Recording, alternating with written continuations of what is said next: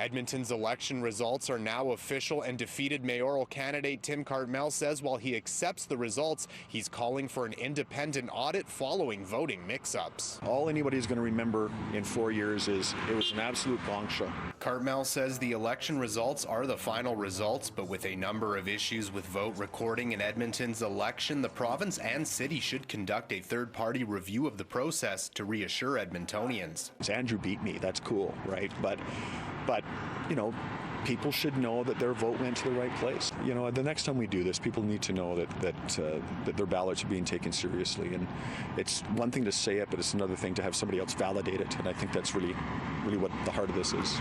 The day after the election, the results of the council race in Ward Sippy-Winniwalk had to be recounted.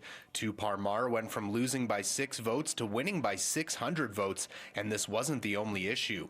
Elections Edmonton also telling City News 5 boxes of ballots for 3 different wards had no information, which means they weren't properly counted on election night. Mayor-elect Andrew Knack saying the city's auditing process will play out. With our city auditor, they are independent from the rest of city administration, so we already have the independence, which is important when we go through that process. But the city auditor telling me their normal auditing process will be different because of the provincially mandated change to paper ballots. They simply could not watch all the counts.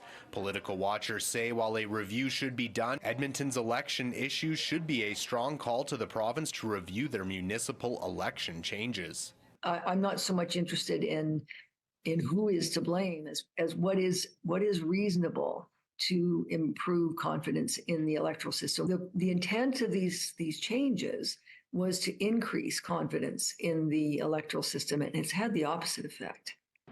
The person leading the Edmonton election called the returning officer said earlier this week they would not provide an interview prior to official results being released, but Elections Edmonton refusing an on-camera interview with City News Friday after the votes were official to answer questions as to why Edmonton's voting had such long lines and took so much longer than Calgary's to count, and why there were multiple issues with miscounted ballots. Reporting from Edmonton, Darcy Ropchan, City News.